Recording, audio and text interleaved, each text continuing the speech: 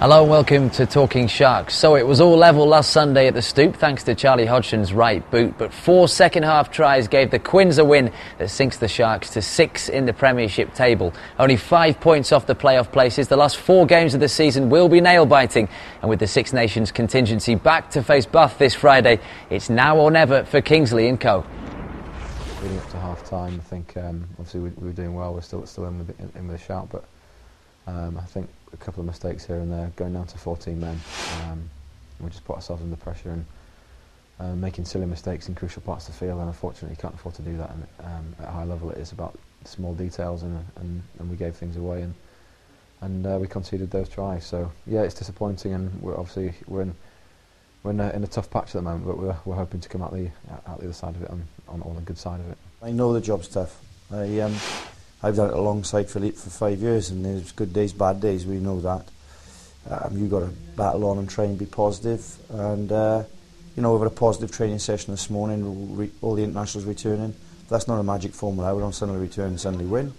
We have to play well on Friday night and have to play as a team against one of the best sides in the competition, Bath.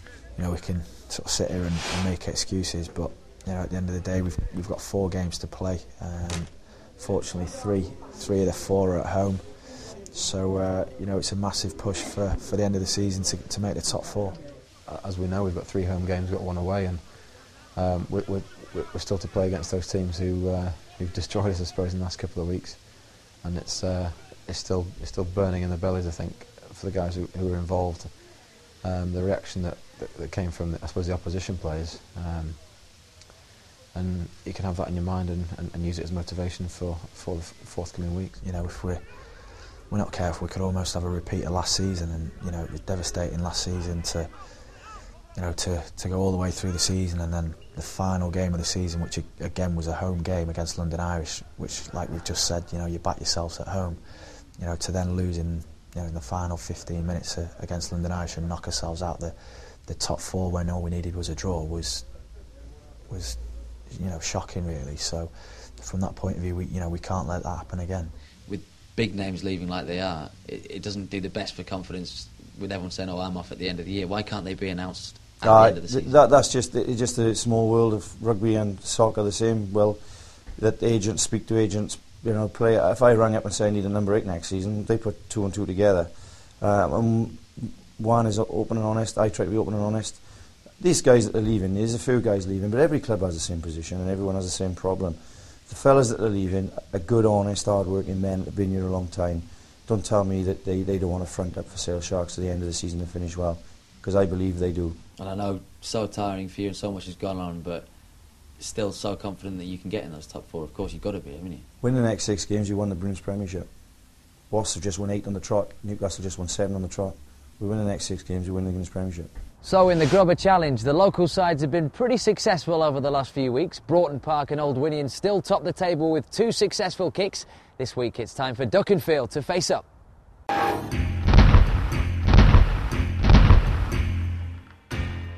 Darryl Corthwaite's Crummer.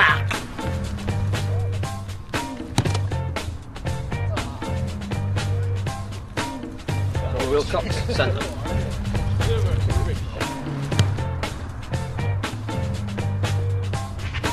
Dermot Malky Nolan, fly half.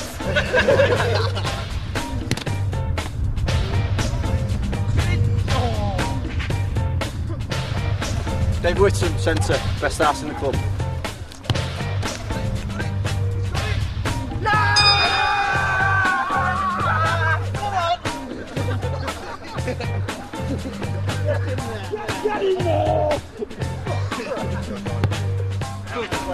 Scott Matthews, wing.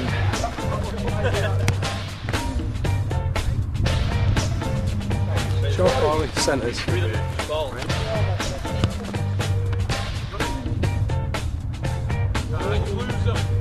John Oak, centre. I'm within my arm. Oh yeah. Outside the goal, Gas Callum, fly arm.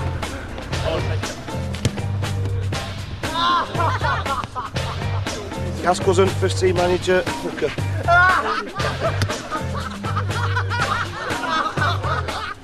Simon Welsh, head coach. Never.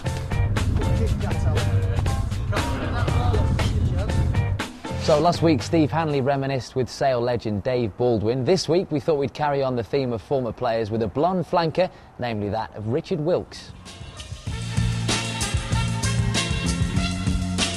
My first game was against Argent at home at Hayward Road, and I was lucky enough to score 2 tries on my debut, both of which from about, I think I scored from about 4 yards, nothing particularly flash. And from the kick-off we ran the ball all the way back and I was on sort of the last pass to score. And I remember probably cockily thinking at the time it was quite an easy thing. It was the first time I played for the first team and scored 2 tries.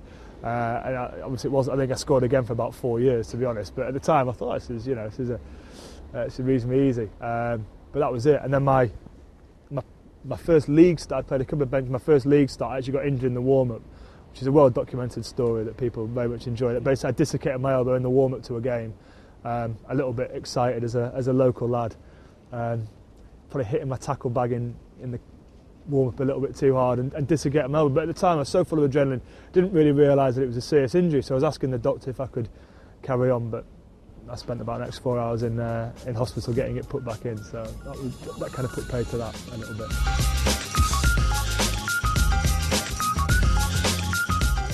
As I suppose blonde-haired flankers, Peter Winterbottom, Wade Dooley when I was really young, and Bill Beaumont. I think everyone, just because they were big and from the northwest. Peter Winterbottom was a hero. Neil Batt, because I wasn't particularly big, and Neil Batt was, and then Richard Hill. I think still admire Richard Hill as probably the best player of my generation.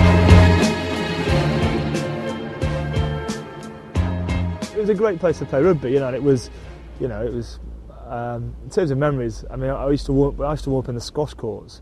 Because I was a bit sort of nervous before. I was a nightmare before a game. I think for everyone involved, I was just a bit hyperactive and a bit excitable. So I used to warm up for hours before the game in the squash courts, which at the time was sort of the best place to warm up at Hayward Road. And yeah, it was a good place. The nice thing was, because I'd, I suppose, grown up in the area, a lot of my mates used to come down and watch. And more often than not, I'd be on the bench. I didn't really play a huge amount or start a lot, but I'd spent a lot of time on the bench. So warming up and down the touchline, generally I'd be getting quite a lot of abuse and fairly choice words from normally schoolmates or mates from the crowd who would just be, screaming obscenities at me as I was trying to limber up and look focused and keen on the game when actually I was just getting abuse from people that I'd known all my life. So that was good. Yeah, it was a good place to be. I think as a local player, it was good.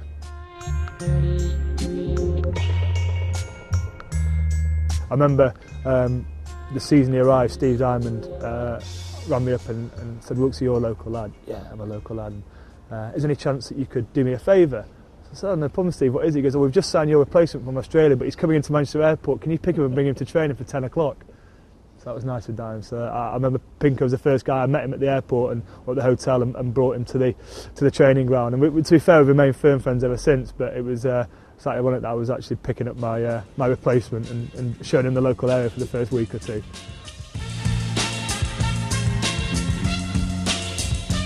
The season we won the European Shield, I was involved in every game bar 2, I think it was, that season. In fact, the end of season bonuses worked out on being in the 22.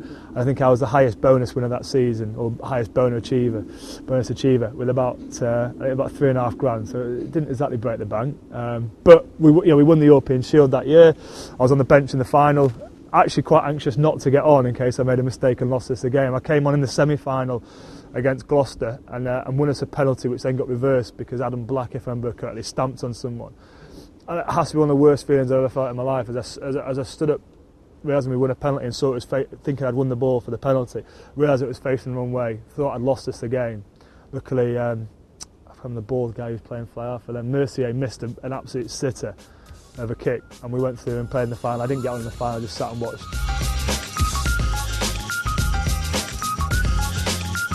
Narbonne away we played, it was the first time Sale had ever won in Europe was Narbonne away, which was a brilliant experience. And I remember before the game everyone was very fired up, and Brian Redpath had played there I think at Narbonne before, and we were very focused and we felt we had a good side. It was on the way to winning the European Shield, we had to win there.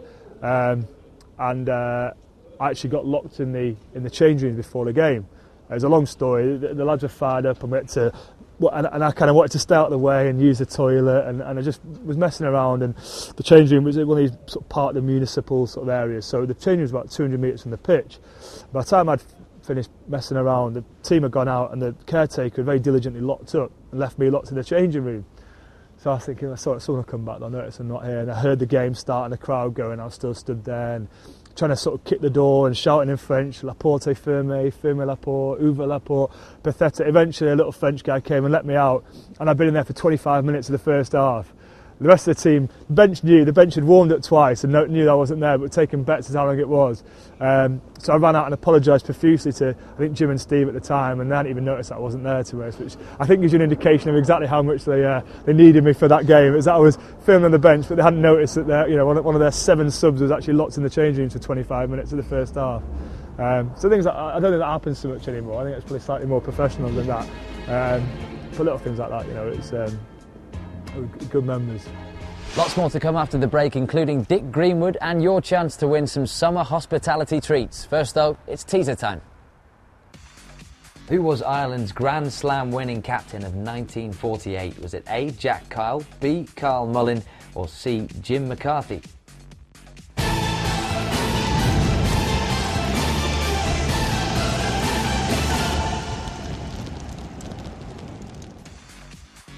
So before the break we asked you who was Ireland's Grand Slam winning captain of 1948. The answer is B, Carl Mullin. Welcome back to the show. So this summer we'll see the Manchester Sevens being held at Macclesfield Rugby Club, with sides like France, the British Army and a Ben Foden 7 already confirmed for July. One man who'll be there in attendance is the former England coach and captain Dick Greenwood, a true legend indeed. Now there's so many dates, looking on the internet and researching you, so many dates that you were born. Let's confirm it was. They've tried to age you on the internet, haven't they? Because you were actually born in 41. 1941, yes, a very good vintage. Not 40. No. They've tried to age you, and they said you were born in Macclesfield, which is rubbish. Which will be grand, because one of the things I'm very much involved with are the Manchester Sevens this coming summer, and that's at Macclesfield. Yeah. It'll be a nice little circular Nice tour. connection. But no, I was born in Chorley. How did you get into rugby then? Because I guess as a kid at that stage, obviously at the amateur game, it was either football or rugby in Lancashire, wasn't it? Well, it was, but I went to school at Merchant Taylors in Crosby, and it was a rugby school. And every rugby coach from under 14s upwards had to stop us playing football for an hour before every rugby practice. Clearly, soccer rules, doesn't it? Yeah. But no, then it slowly crept up on me when I got to be 15, 16. They started to bounce off me, and I thought, oh, that's all right. Yeah. So it became a passion thereafter. So Waterloo, Cambridge, what came first? You played a bit for Waterloo there? Played a bit for Waterloo. Debuted in 1959 as a 17-year-old, which was probably not, they wouldn't allow it these days. Yeah. And basically, I played the role of the orange pip. Right. I was hell of a quick, arrived there first, and every time anybody else from the opposition side arrived, they went, and I got squeezed out like an orange pip.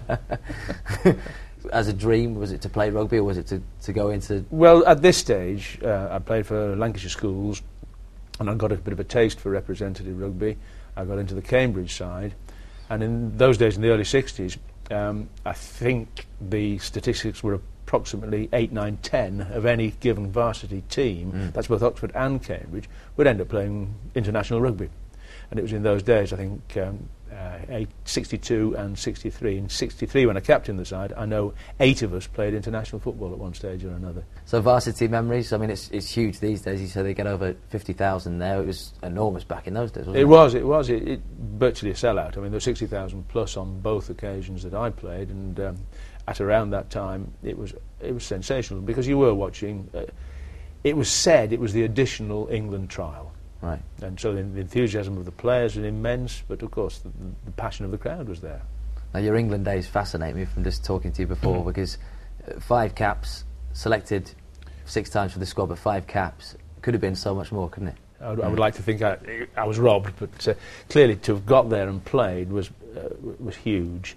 I am disappointed because the circumstances in which I stopped, I never played again after an unfortunate injury, but so what? I know a lot of very good players, Will, who never did get capped, and those are the people that you might say that's a sadness, but not for me. One thing that I'd actually read about you was during the 5 Nations, and you'd held a training session, and then you'd had a squash injury and were out of the game against France. Yes, that's right. Tell us about that. Well, first of all, I'd been working with John Burgess, the great guru of Lancashire rugby, and he'd he'd shown us the future. So I'd seen what John Burgess could produce, and I was very impatient to try and replicate it with the national team. That wasn't terribly popular with the powers that be, who were so splendidly dyed-in-the-wool amateur. That the very thought of... And the regulations said you weren't allowed to meet closer than 48 hours, more than 48 hours before any given international. Right. That Crazy. out, they were absolutely crazy when you look back at it. Yeah. So I said to the lads, "Are you fixed?" And they all said, "Definitely." So at our own expense, we met in the middle at Coventry and had a very good squad session. Yeah. And I played a game of squash that evening, because we hadn't been able to train because of snow. So I played squash with a novice, Tim Dalton, who said, "Can I have a game of this squash? It looks a bit of a game to me." So 10 minutes in, he happened to smash me in the eye with his bat, and I had an eye injury, which kept me out. You had your glasses on? I had my glasses on. I played in contact lenses, but it was just one of those impromptu things. Right. Let off a bit of steam. Yeah. So I didn't play that, but then the lads said, "Come on, Dick, we must have another session." That was good. We beat France very well indeed. So I had another session on the following Sunday, again at Coventry. And I got the phone call on the Monday morning, 8 o'clock, from the chairman of selectors. "I'm ringing to tell you you've been dropped, Greenwood." So I was singularly unhappy. So you came back and played for Waterloo again, didn't you? Yes. And when you look at some of the names that I picked off at Waterloo, and you look at the players they produced, the pedigree they produced, Ben Kay, of course, your son, Will, Andy Tittrell, Kieran Bracken, Austin Healy, Paul Grayson. It's an impressive list, isn't it? It is. It must rank as one of the finest nurseries for players to take a look, to dip their toe into serious rugby and then move on to greater things. And years ago, it was also so. My great mentor was Alan Ashcroft, a great England number 8.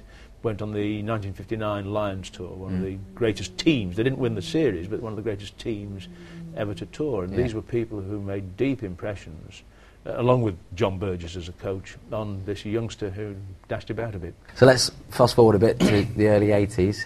Now I imagine, as a young lad myself, I imagine in the early 80s, Italy was kind of the place to be. It was a glamorous place. You went off there playing. It was an exceptional time, because at that time, coaching and playing in Italy, one or the other, sometimes both, we had Pierre Villepreux, Brian Ashton, Carwyn James, and me sort of making up the numbers, bringing up the rear.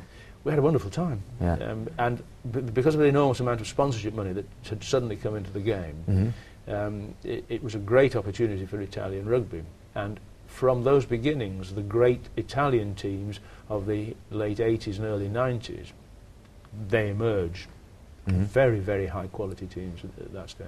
You wanted to stay for a year, you ended up staying for 5. I stayed for 5. And you're the only player to be capped, that I can think of, to be capped by England and Italy. Explain that one. Well, it wasn't a capped game, but the coach asked me if would I help him. He was a young coach, an inexperienced coach from Roma, who was coaching the Italian side, and said, could I help? There was a game against Ponsonby, one of the great club sides of New Zealand, who were on tour. Andy Hayden, Whiting, Brian Williams, hell of a team really. He said, there's a game at Stadio Flaminio. Would you please captain the side and help us out? Well, I said to the lads in very faltering Italian, this is a game of 2%. 2%? Oh, can't be right. I said, yeah, the difference between 51 and 49%. If we can just get our feet over the edge and get 51% of the ball, and 51% of the tackles, and 51% of the territory, well, indeed, we got about 61% and won quite handsomely. There's a great personal satisfaction in playing for a foreign country. And as a true Lancastrian, from Roma back to Preston. I'm a Lancastro-Roman.